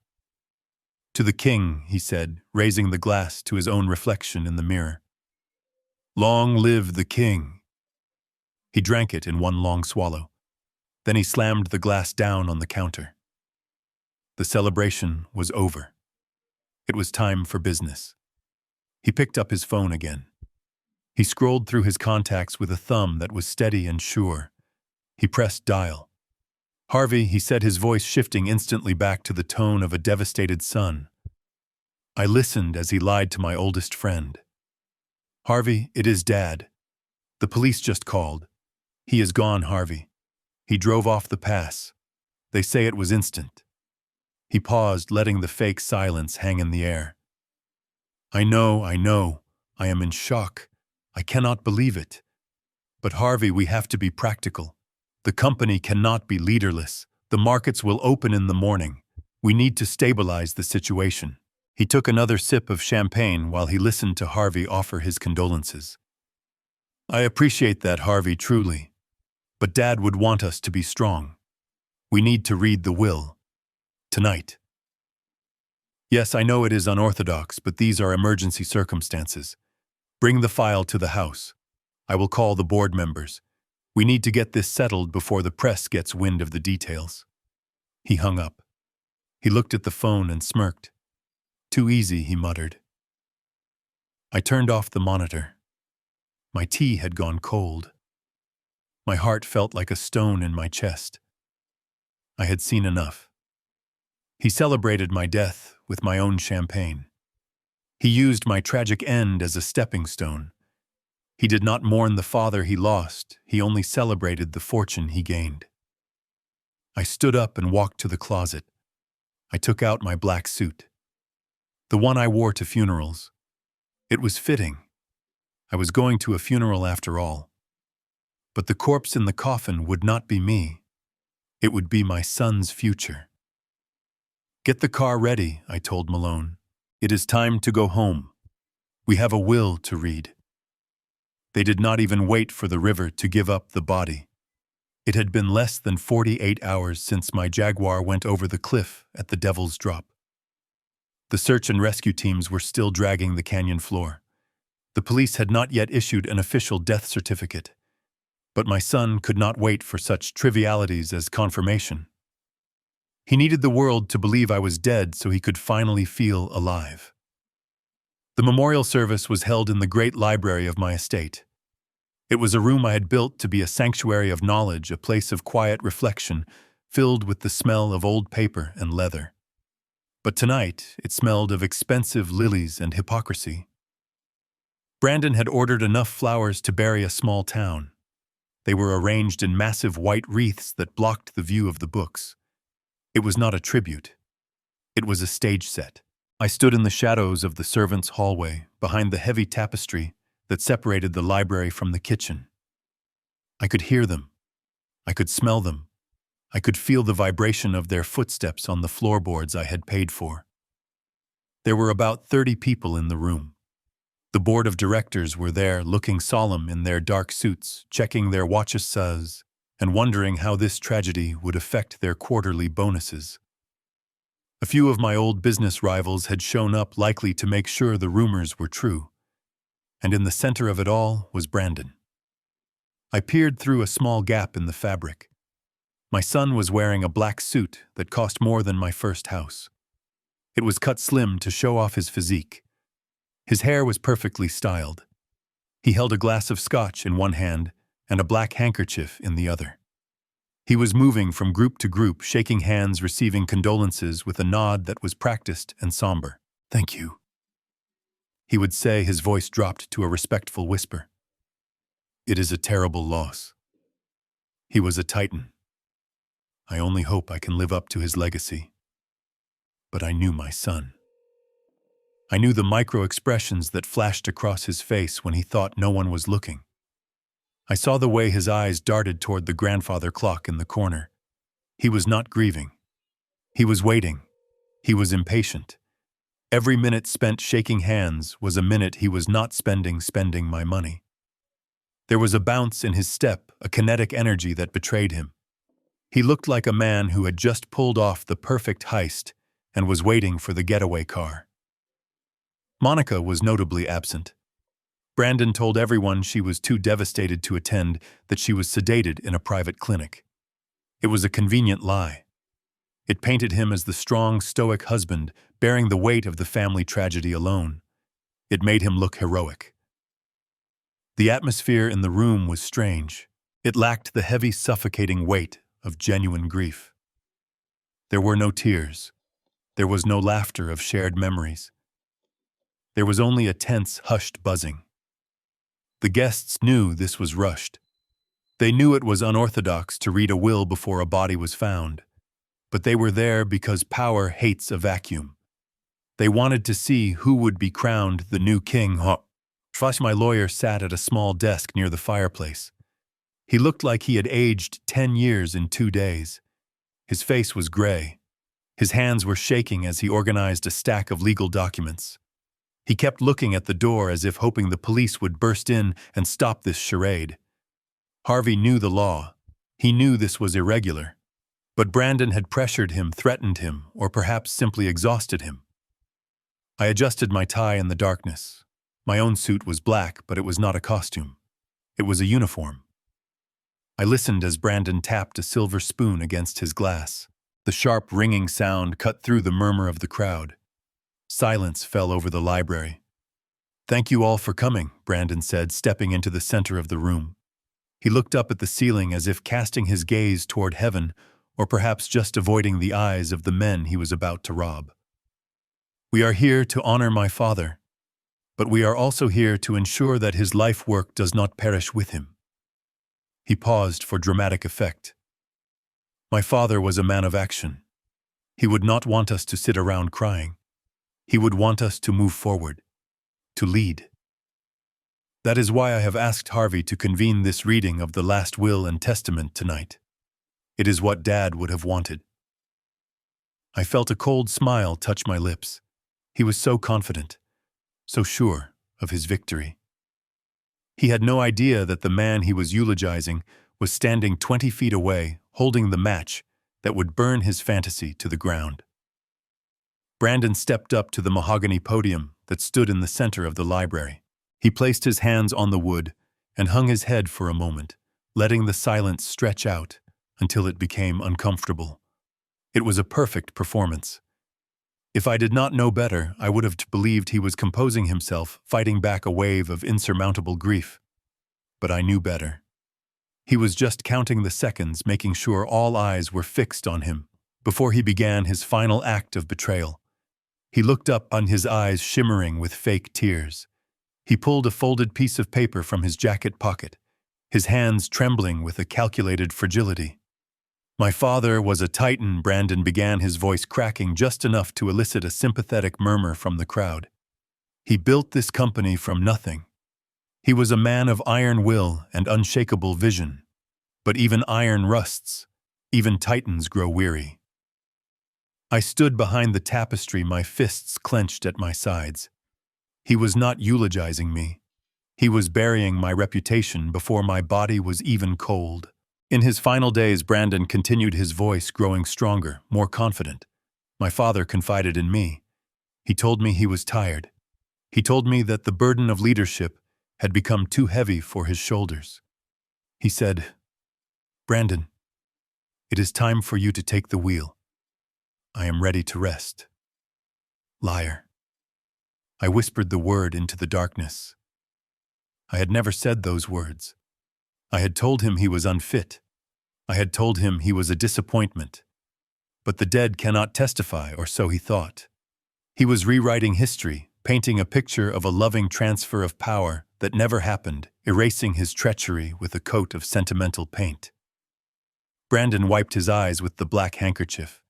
He looked out at the board members, making direct eye contact with the skeptics. "He drove up to that mountain because he wanted peace," Brandon said, dropping his voice to a conspiratorial whisper. He knew his mind was slipping. He knew he was no longer the man he used to be. He wanted his last memory to be of the open road, not of a boardroom where he could no longer keep up. His death is a tragedy, yes, but perhaps in a way it was a mercy. A mercy. He called my murder a mercy.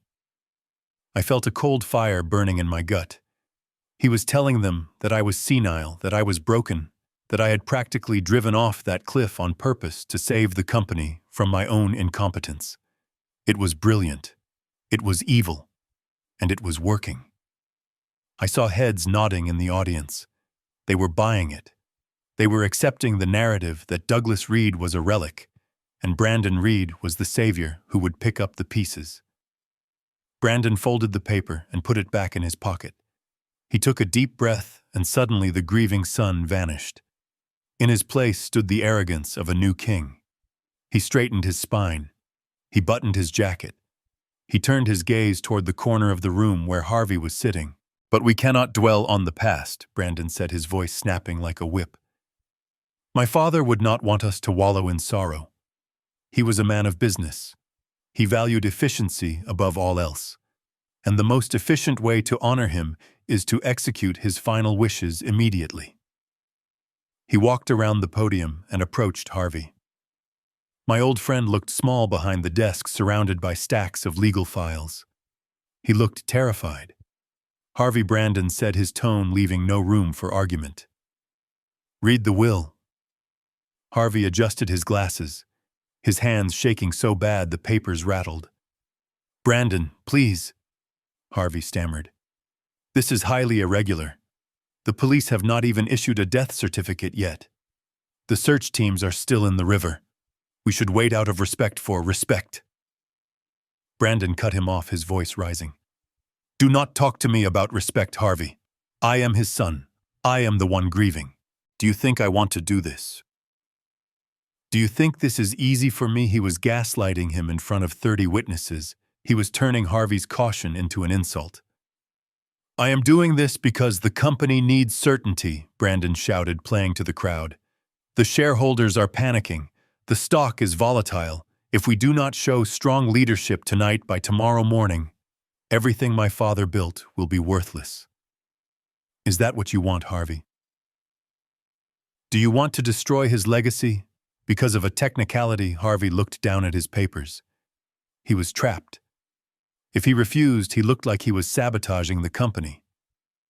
"It is not just a technicality," Brandon Harvey said weakly. "We need to be sure that this is the most current version of the—" "It is the current version." Brandon slammed his hand down on the desk. The sound echoed through the library like a gunshot. "I saw the will last week. He showed it to me. He left everything to me. I am his only son. I am his only heir. There is no one else." He leaned over the desk, invading Harvey's personal space, his face twisted into a mask of greed and impatience. "Read it, Harvey. Read it now, or I will have you disbarred for incompetence. I will sue your firm into oblivion. Do you understand me?" The room was deathly silent. The guests were shifting uncomfortably in their seats. They were seeing the real Brandon now, the bully, the tyrant. But they were too afraid to speak up. They thought I was dead. They thought he was the new power. And in their world, you do not cross the man who signs the checks. Harvey looked up at Brandon. I could see the resignation in his eyes. He had no more cards to play. Or at least that is what he wanted Brandon to believe. Harvey knew I was behind the tapestry. He was playing his part, perfectly stretching the rubber band until it was ready to snap. "Fine," Harvey whispered. "If you insist." "I insist," Brandon hissed. He stepped back, smoothing his tie, a smug smile returning to his face.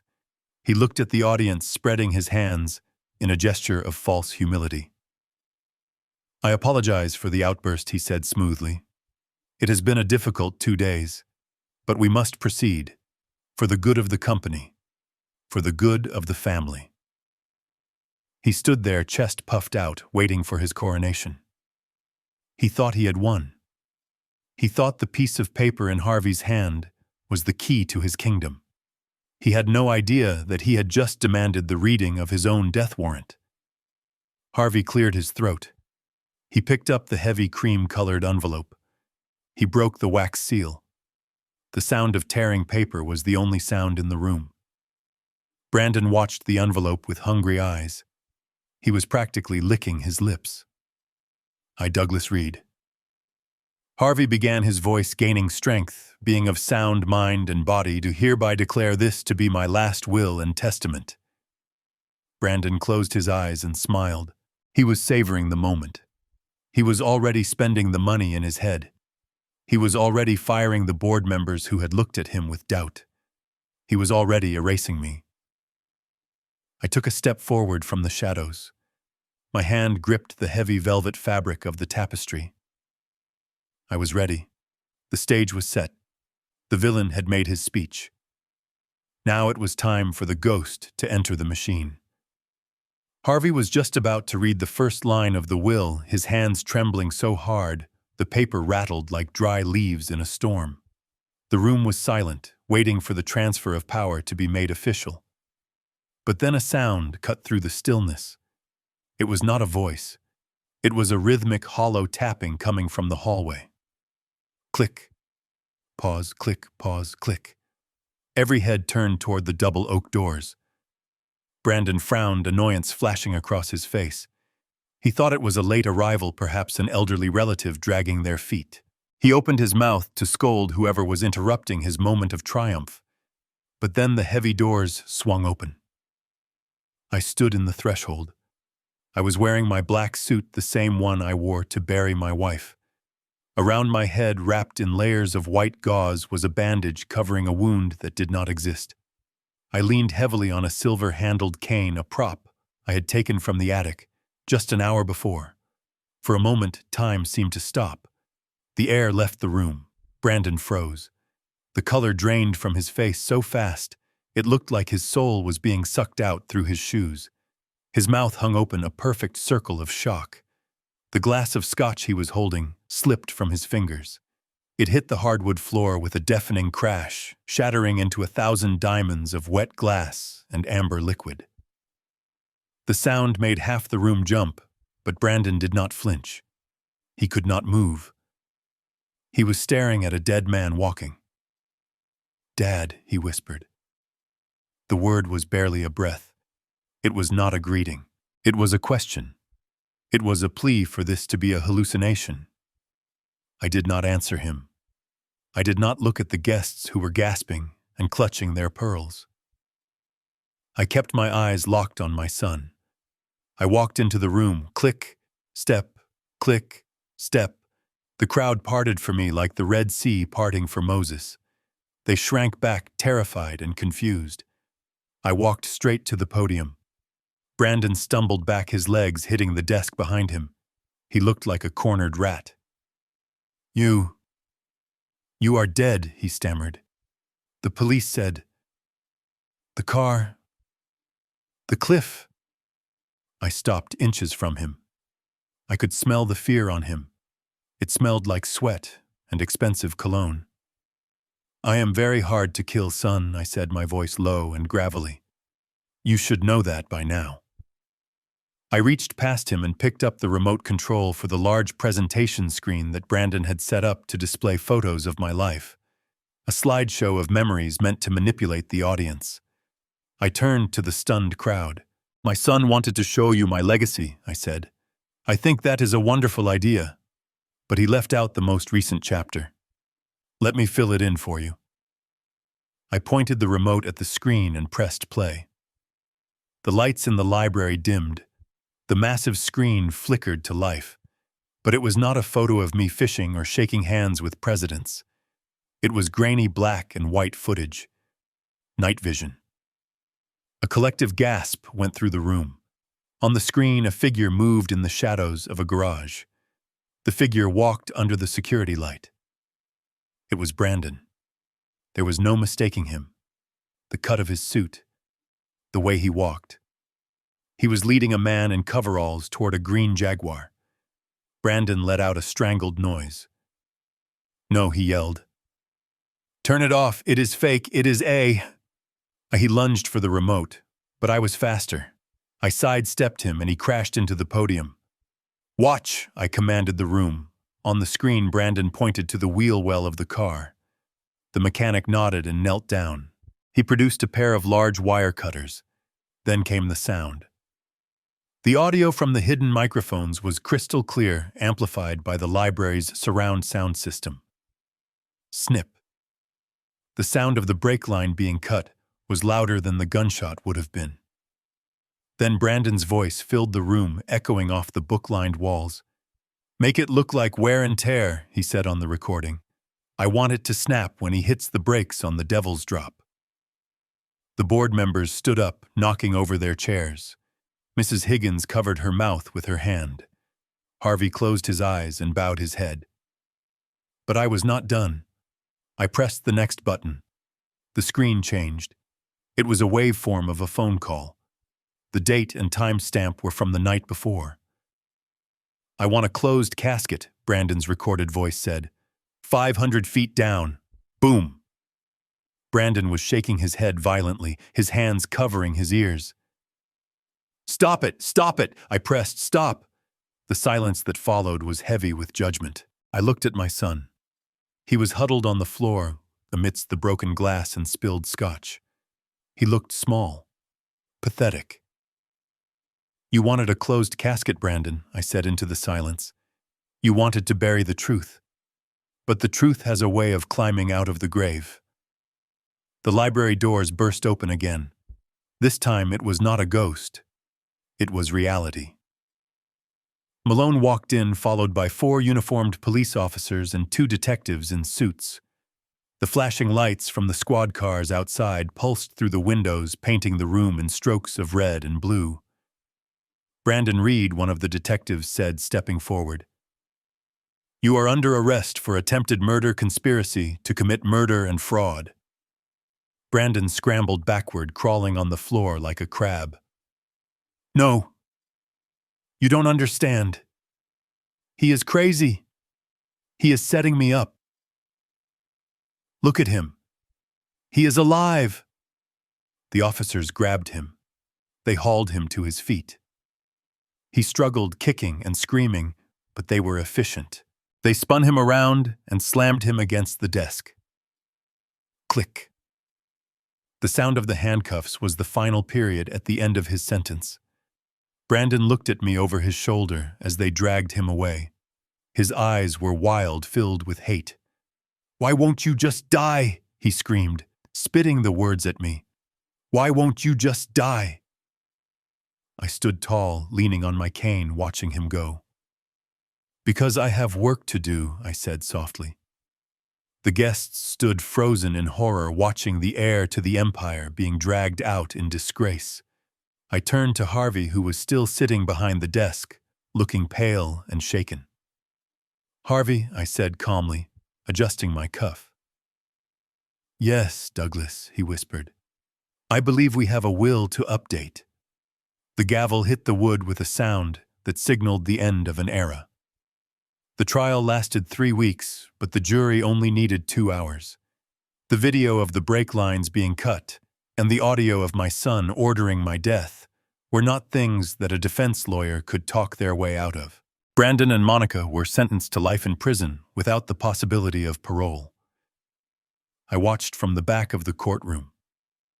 When the sentence was read, Brandon turned to look for me. He looked small.